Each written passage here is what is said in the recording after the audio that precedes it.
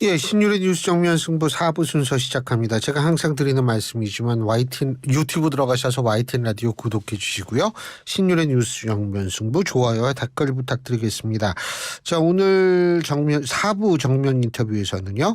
윤석열 대통령의 아세안 정상회의 참석 그리고 G20 정상회의 참석에 대한 분석 한번 해보겠습니다.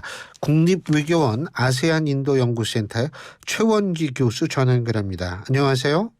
네, 안녕하십니까? 예, G20 요번에 G20 정상회의 어떻게 평가하십니까? 네, 아세안 관련 정상회의를 마치고 이제 인도에서 G20 정상회의 참여를 하셨는데요. 예. 잘 아시다시피 G20 정상회의는 28년도 미국발 금융위기로 시작이 되지 않았습니까? 네. 그래서 주로 의제가 재정, 금융, 개발 협력 이런 건데 이번에 G20 의장국 인도가 주로 인도가 지금 글로벌 사우스 개도국 대변자 역할을 자연하지 않고 있지 않습니까? 예. 그래서 의제가 주로 개도국 관심사로 구성이 되어 있었습니다.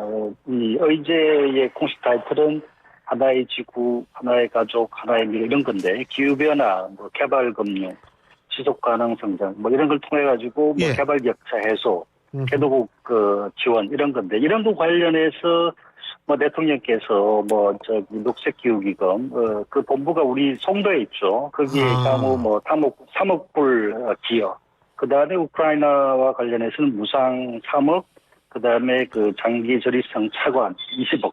이런, 발표를 하셨는데, 제가 보기에는 항상 정상 외교에서 나오는 경제 외교, 세일즈 외교, 그 다음에 이번에 부산 엑스포 지지, 확보, 이런 것도 예. 중요한데, 아세안하고 이번 G20 정상회의에서 좀 제가 보기엔 강조된 게, 이런 우리가 국제사회에 뭔가 책임 있는 역할을 해야 되겠다. 기여를 해야 되겠다. 이런 걸 굉장히 강조를 하는 것 같아요. 그래서 기후변화나 아니면 아세안도 마찬가지고 예. 개발 협력 관련해서도 한국이 좀 더 국제사회에 공통된 어떤 도전 과제에 대해서 적극적으로 역할을 하겠다라고 하는 메시지를 굉장히 강하게 발식한 게 아닌가. 이게 이번 정상 순방에서 나타난 핵심적인 특징이 아닌가 그렇게 생각하고 있습니다. 근데 아세안 가서는 윤석열 대통령이 북핵 문제 많이 얘기했던 거 아니에요?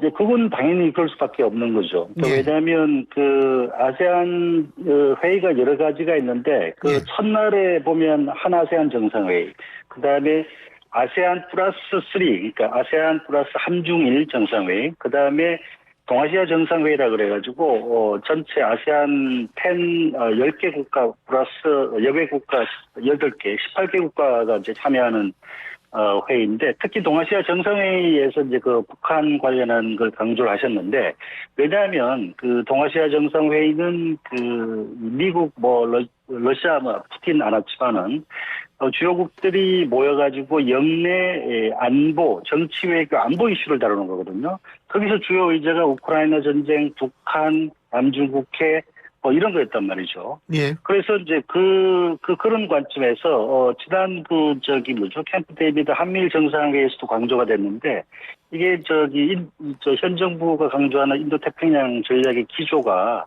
국제 규범, 국제 질서, 국제법에 기초한 어떤 이 질서를 구축하는 게 필요하다 이런 거 아니겠습니까? 그런 관점에서 우크라이나에 대해서도 마찬가지로 했고 특히 이제 북한과 관련해서도 지금 이 북한에 대한 북한 핵 미사일 도발에 대한 이 결의안이 유엔 안보리 상임이사국들의 동의를 거쳐서 나왔는데 상임이사국 러시아가 지금 북한하고 군사협력을 하겠다고 지금 하고 있고 중국도 그렇게 적극적인 역할을 하지 않고 있고 그래서 그런 것과 관련해서 굉장히 원칙적이고 단호한 이런 입장을 표명한 거 아닌가 그런 생각을 하고 있습니다.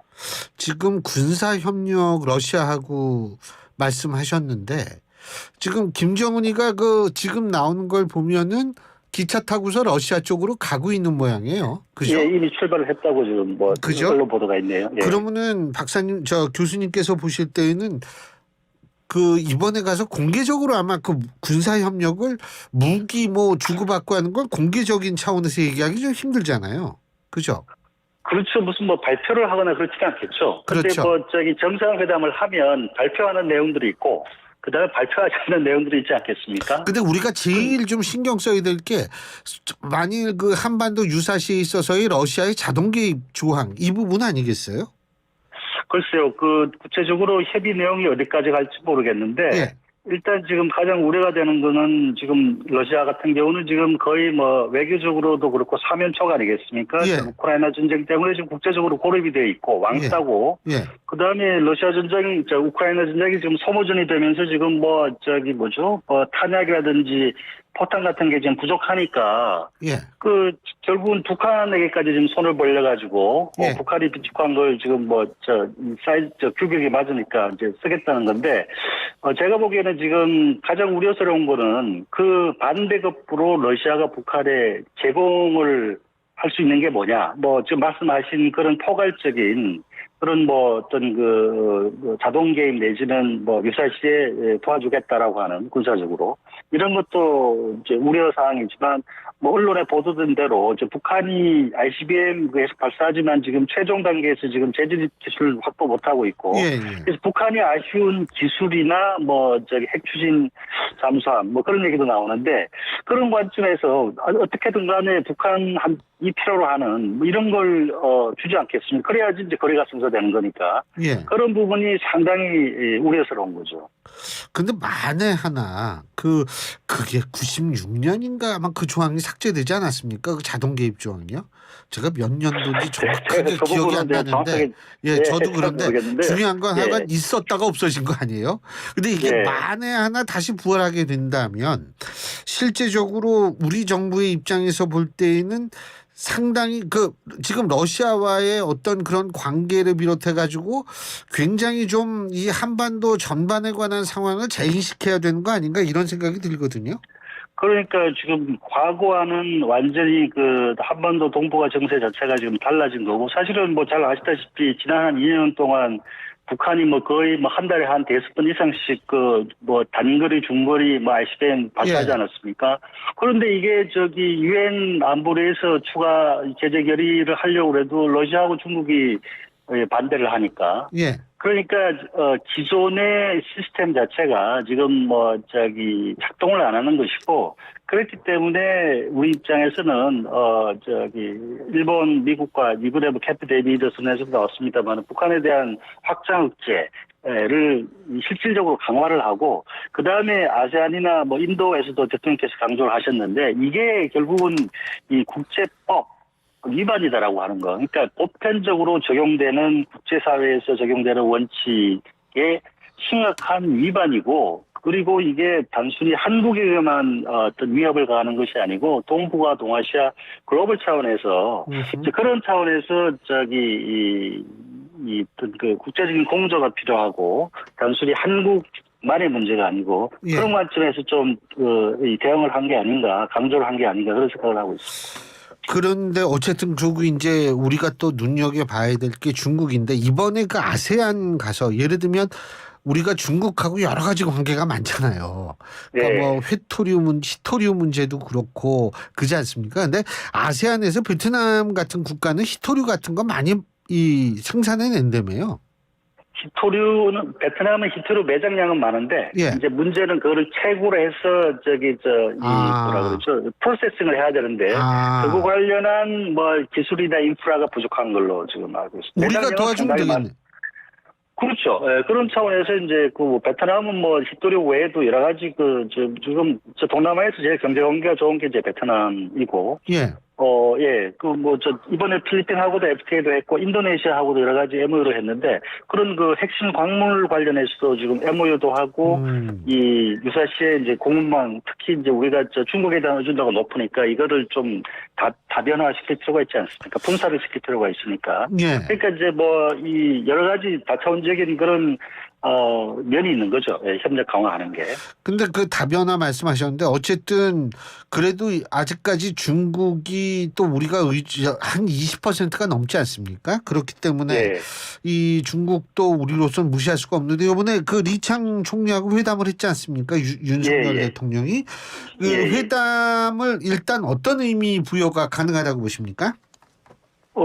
일단 그 다자회의 계기에 이제 양자를 하는 거는 되게 예상이 되는 건데, 일단 보도된 바에 의하면 상당히 분위기도 좋았고, 특히 지금 우리가 중국과 관련해서 지금 염두에 두고 있는 게 하반기에 한일중 정상회의 아니겠습니까? 한일중이. 그 관련해서 리창 총리의 반응도 굉장히 적극적으로 뭐 지지하겠다. 그 다음에 기시다 총리도 그런 유사한 반응을 보였고 인도에서 그러면 이 하반기에 우리나라에서 이 한일중 삼국 정상회의 개최하는 게 상당히 지금 전망이 밝아졌는데 이건 굉장히 좋은 거라고 생각합니다. 왜냐하면 잘 아시다시피 윤석열 정부 출범 후에 일본하고 관계 개선하고 그다음에 미국하고 워싱턴 선언, 그렇죠. 그다음에 이번에 캠프 데이비드 하면서 이게 지금 윤석열 정부가 거의 뭐 이 중국은 뭐 굉장히 거리감을 두고 그러니까 이 워싱턴 쪽으로 기우는 거 아니냐. 그러면서 이 인도 태평양 전략도 발표했단 말이죠. 그러면서 이게 반중으로 가는 거 아니냐.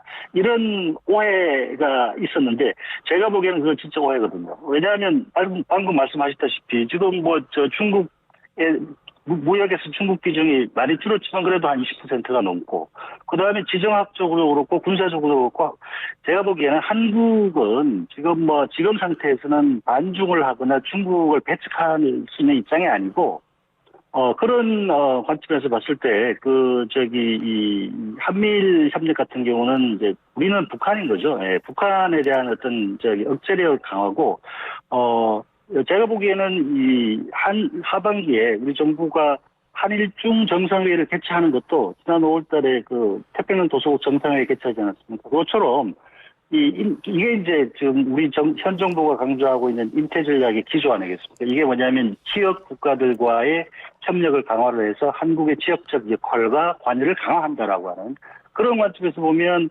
하반기에 이 한일중 삼국 정상회의를 해서 시진핑 주석이 서울에 오는 것도 이것도 우리가 의도하는 인태 전략에서 의도하는 저는 그런 중요한 부분 요소 중에 하나라고 봅니다. 시진핑이 올 수 있을까요?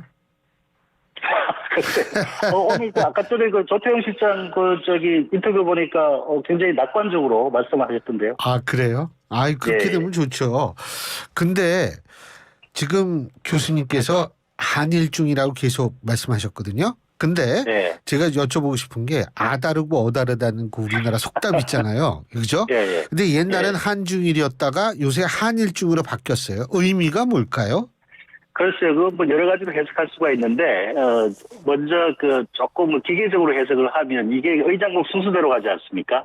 그러니까 지금 의장국, 그 다음 의장국, 다다음 의장국. 그러니까 지금 그런 의미에서도 얘기할 수도 있고, 그 다음에 조금 더 의미를 부여를 하자면, 뭐 그런 거죠. 상대적으로 지금 이 일본하고 여러 가지로 이제 이 어려움을 극복을 하고 관계 개선을 하고 있는 중인데, 뭐 그런 것도 충분히 조금 간접적으로 나온다고 생각합니다. 그렇다고 해서 제가 말씀드렸다시피 지금 이 정부의 중국에 대한 기본 입장은 상호 존중 아니겠습니까? 상호 존중의 기초에서 공동 이익을 추구한다 하는 거니까 뭐 굳이 그걸 제 개인적인 입장에서는 크게 의미를 두고 굳이 어떤 여러 가지 부차적으로 확대 해석하는 필요는 없다고 봅니다.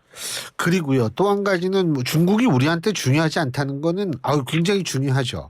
그런데 제가 알기로는 이 전용기 동기 대비 이번 그 분기를 놓고 봤을 때에는 사실상 제1의 교역국이라는 건 맞지만 미국과의 격차가 점점 줄고 있는 것으로 알고 있거든요. 그 금액별로요. 그 왜 그러냐면 중국의 경제 때문에 사실 그런 건데요. 그렇죠. 예. 그러니까 이게 중국의 우리가 항상 그 고정관념처럼 중국은 우리의 제일 교육국이다. 꼭 이렇게 생각할 이유가 있을까요?